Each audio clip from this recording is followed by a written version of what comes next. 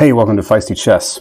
So I played a 4-game match with Queen Trade on LeeChess.com, and it was I was always white for 4 games, and we always played the Smith-Morra against the Sicilian. The second game, I screwed up the video capture, so I'm just going to show an analysis of this here. Pretty interesting game. Any Smith-Morra game is always interesting to me. So let's go through. So here, of course, is the Smith-Morra gambit. And there's the sort of starting position. And black took a system against this, which I vaguely recalled at the time from my book Mayhem in the Morra with by Mark Esserman. So white usually goes with the same setup here. Knight f6, bishop c4, castles are usually the next moves. Queen e2. Black here goes with d6 and e6. So the Scheveningen structure. A6. This can still go a lot of different ways, and white just castles. And now knight f6. So he's delayed putting his knight to c6. But he's going to plan to put that other knight on d7, as we'll see. So in the first game, I played queen e2 here. And this is actually the book's recommendation. My first instinct was right. Just stick with the Morra usual stuff. And after b5, just back up to b3 with the bishop. And here, once he plays knight to d7, still rook e1 is a good move because one of these pieces is going to be pinned. They can't both capture if we play e5. So we are threatening to play e5 when we do this. Bishop to b7 is a nice rejoinder, though, because it takes the sting out of e5 by this means. This in-between move, bishop takes, queen takes f3. Now, often in the Morra, when the queen has to take on f3, she's hitting an unprotected rook. But here the rook is quite protected, as you can see by the queen. And now, this just loses another pawn and gains time on the queen. So, bishop to b7, what do you do here? Well, in the first game, I played bishop to e3, and kind of tempting black to go for this e-pawn. And mostly preventing the knight from coming to c5. And I didn't want this knight to come to c5 because of 2 reasons. One is it hits this bishop, and I like this bishop on this diagonal. And exchanges are generally not that good for white in the Morra, since you're down a pawn. Number 2, though, is it also defends e6. And a lot of the plans in the Morra, when you see a knight or a rook, sometimes even a rook, getting in the way of this bishop and the defense of the e6 pawn. And here the bishop has even moved away from the diagonal. So a good plan is to either go knight d4 or knight g5 and plan on sacrificing a piece on e6 for 2 pawns before black can castle. That's what I did in virtually all these games. I'm not sure it was the right plan, though. After looking at the book, it looks like bishop to f4 is the right idea. Not worrying about knight c5. Knight c5 is actually not a good move here because I've still got this threat of e5. And this looks complicated, but here's a line. If the knight goes to h5, hitting this bishop, well, we just back the bishop up and we're already making a threat of just trapping this knight with g4. And actually, white has a big evaluation plus here. So even after this exchange, I mean, what does black do about this knight? He has to make room for it and try to fianchetto it here, which is not where your knight wants to be. We still got this pin on... He doesn't have time to play d5 yet. He'd like to play d5 and shore up that extra pawn. That would look pretty nice. But these double pawns aren't a problem because the rook stares down the half-open a file. So this... with bishop f4, that's a nice line, and that's the line that Esserman presents in this book. Let me plug this book one more time, Mayhem in the Morra by Mark Esserman. Chapter 11. Actually, you can find all this stuff on page 247 if you have the book. It's Searching the Stars 2, which is the exact line that Queen Trade played. I don't know if probably didn't see this from the book. Maybe he came up with it on his own, but so did Mark Esserman in trying to kind of find a better line for black to try to refute the Morra. Which Esserman says, the Morra still holds an advantage for white. The best move here for black wouldn't be to play knight to h5, but queen over to b8. And whenever black is forced to play queen b8 with this rook still in the corner, that's a small victory for the Morra gambit, because he's sort of shutting his queen side down. He's also still, he's lining himself up, not with the rook anymore, but with this bishop. And actually, knight d5 with wild tactics is the move Esserman gives here. Here's the line. Instead of recapturing on d5, you push forward to crunch open the e file, which the king and the white queen are on. And after knight takes, bishop takes, we're going to win our extra piece back. Black has to go here, and then we're winning this piece with check. He can interpose. And Esserman gives this, something like this. Gives this endgame line. Now, we're still down a pawn, but the evaluation, we'll turn on the computer here. The evaluation says point plus half a pawn or so for white, because black has to do a lot of work to get his pieces moving. And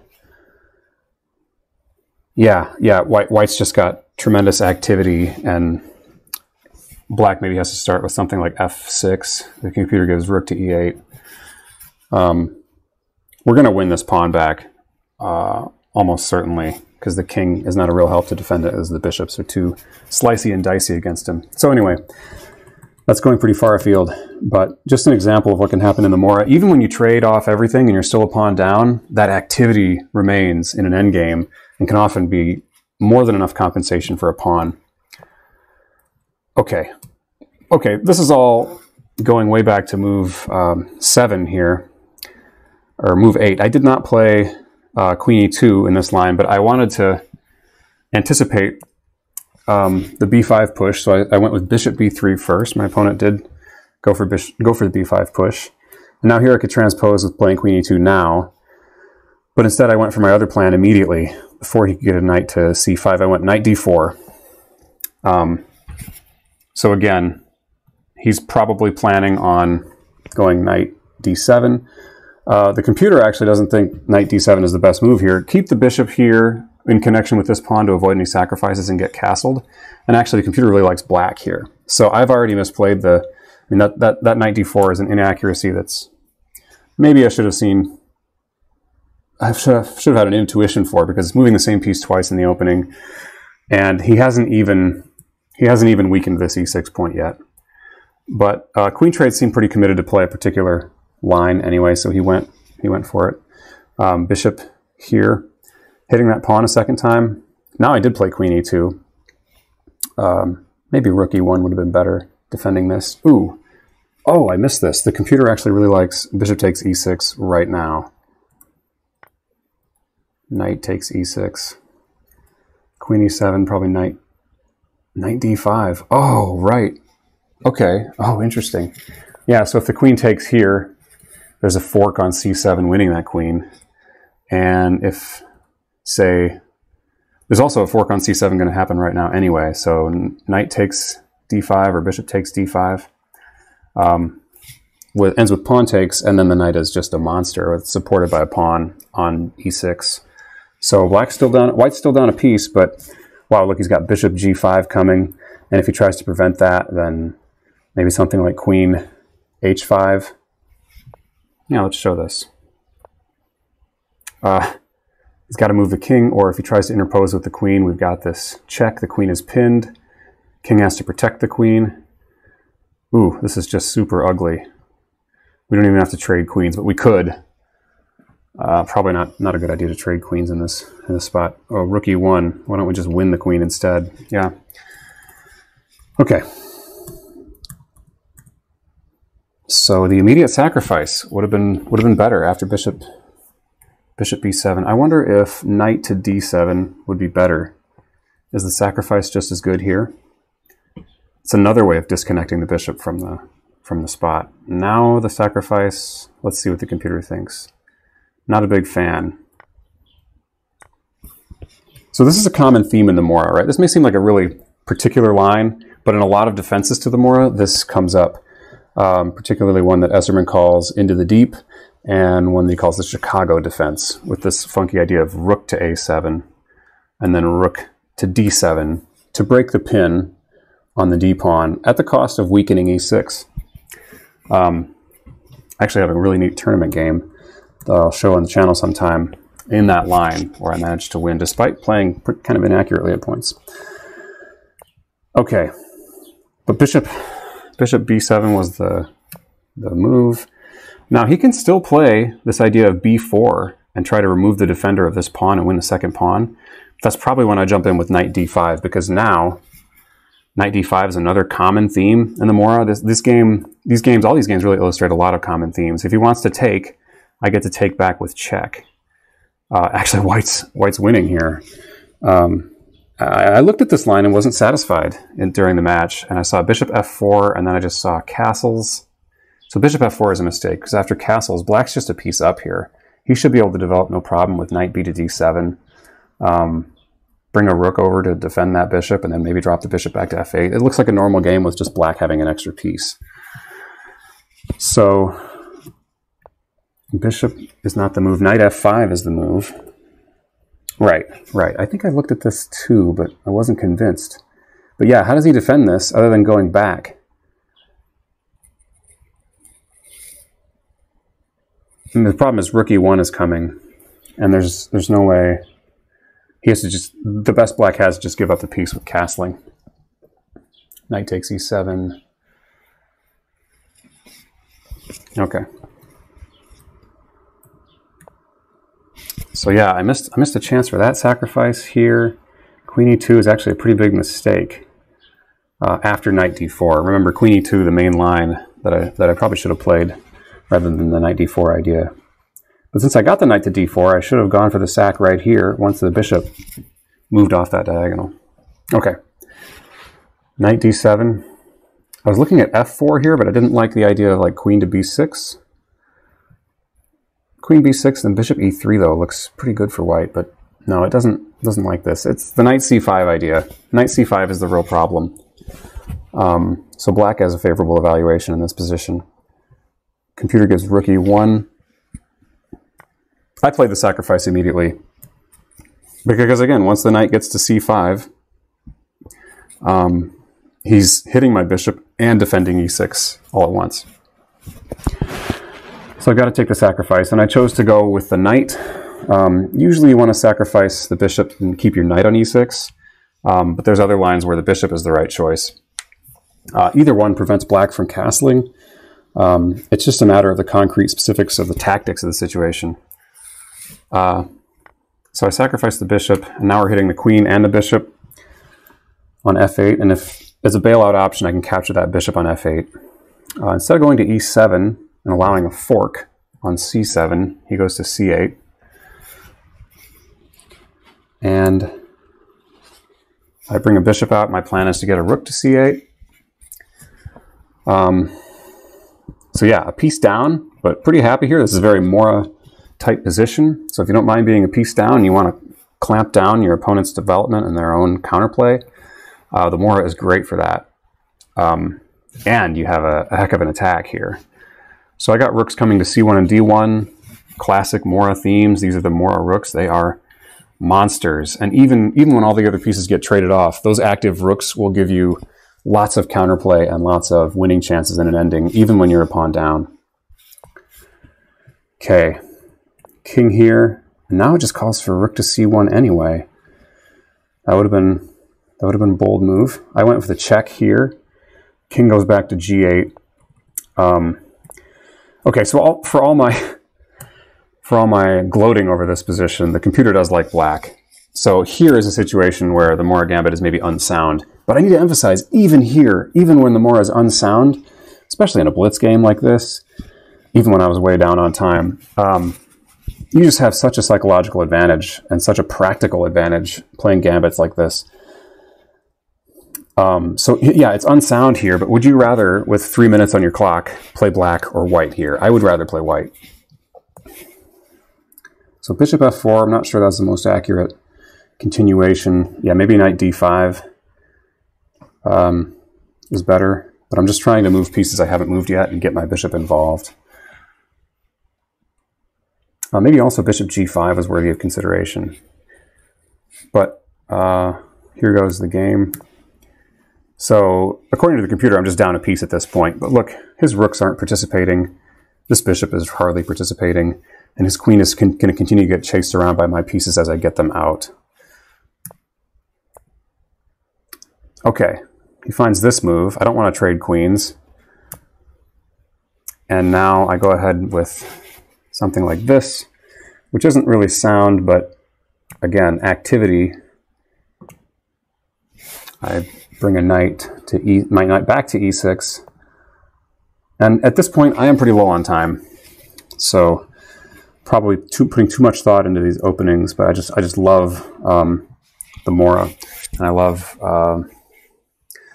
the opening theory of it. It's an opening that's really fun, but you've got to really love it, and you gotta know some themes and be willing to look for tactics. If you don't like sharp positions and positions where finding the right move is often critical for the win, it might not be for you. But if you do, then it's super rewarding, and this is the kind of chess I think that makes chess worth playing.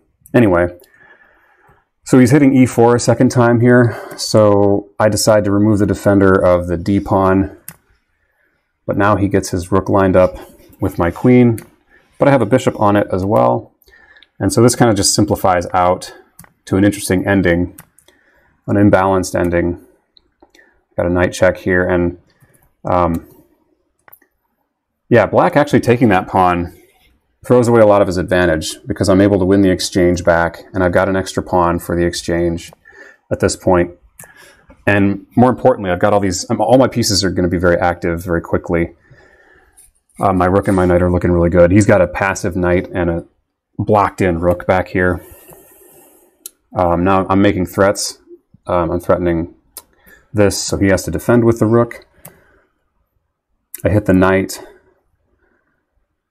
And now I cover squares that knight would maybe want to land on. And now this move is a mistake because now his other knight becomes trapped. So with that knight on f8, this other knight can always retreat to e6. But now that knight is gone, he's trying to get his pieces out after all. Now I play h4, which is happily defended by my knight here. And he has to, once this knight moves, this knight can't move anywhere. It's just going to be captured. So he goes for a kind of a desperado idea here. He goes bishop takes. Idea being if I take with my pawn, then he'll fork me with his knight. So I just take the knight, and now the bishop has to move again. But the bishop comes here and hits my knight, and I was so low on time I didn't realize this. So I have a really great move here. I was looking, I can take on h6 because this g-pawn is pinned, and the king can't recapture because I got two pieces on h6. And of course the right move here is knight takes h6. And look at that, I've got a 5-point advantage according to the computer. I'm going to get this rook. That's basically the, well, he can play rook c8. A clever move to get him out of some trouble. But actually I just go rook f7? I would probably just have simplified here, and this is good enough, right? Knight comes to f7, free of all harms. And yeah, I've just got an extra exchange here. And still my pieces are, I mean, my pieces are very active as well. So instead of that, in my panic, I thought, oh, I can win this g7 pawn. I didn't notice that the bishop was attacking my knight. Backwards blindness, I guess. And I took with the h-pawn. I took with the pawn. And now he gets a free knight. But I get both of his kingside pawns.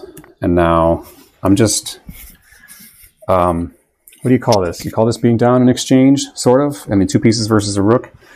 I've got a passed pawn. And I come up with a clever little way here.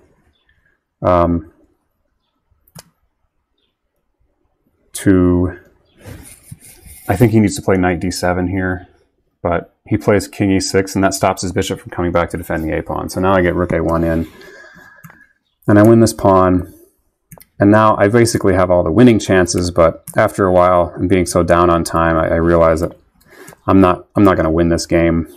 I had to watch out for so many knight forks. I almost stepped in a few mines here, but I just decided to go for the draw. So this game ended up being a draw. At various points, either one of us should have won it. It was a wild game, as Morra Gambits often are. But again, thanks to Queen Trade, and I hope this was illustrative. Let me try to review some of the big themes here. The idea of knight d5 as a possible sacrifice, which that didn't play into this game so much, but in some of the analysis we looked at. And this idea, when black plays a system where the e-pawn is no longer defended by a bishop or any other piece, you can often make, and I should have done it right here. I should have gone, is this right? Yeah, I should have gone for bishop takes e6 right here, apparently.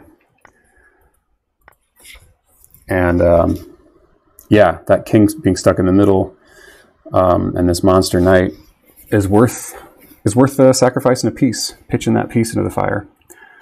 So those kind of sacrificial themes, and themes where even when you have a queen trade, as my opponent I think is fond of, even when you have exchanges into the ending, your active pieces still count for quite a bit. There's always, activity is always important in chess. You've probably heard in rook endings, in particular, an extra pawn isn't worth as much a lot of the time as an active